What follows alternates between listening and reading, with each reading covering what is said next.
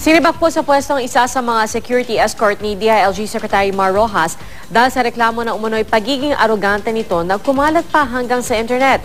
Itinanggi naman po ito ng inirereklamong pulis. May ulat on the spot si Dante Perelio. Dante?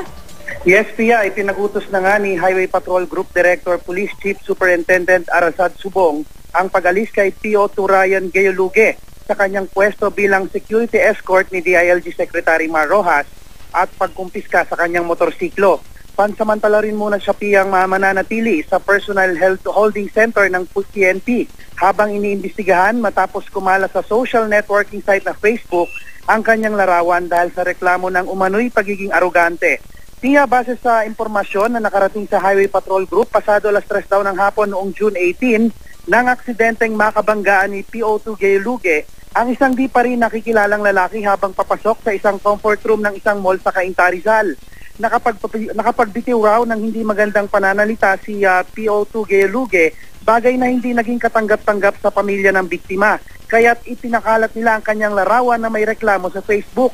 Nakilala naman si PO2 Gayoluge matapos makuha ang numero ng kanyang helmet at plaka ng sinasakyang motorsiklo. Sa affidavit naman ni PO2 Gayoluge, itinanggi niyang naging arogante siya. Sinabihan lang daw niya ang taong kanyang nakabanggaan na mag-ingat. Gayunman, humihingi pa rin daw siya ng paumanhin. Kung may reklamo raw sana Pia sa kanya, sana raw padaan nito sa kanilang tanggapan at hindi sa social networking site kung saan nahusgahan agad siya. Apektado na raw ang kanyang pamilya dahil sa pangyayari. Nananawagan naman ang Highway Patrol Group sa nag-post ng larawan ni PO2 Gayoluge na magtungo sa kanilang opisina para makipagtulungan.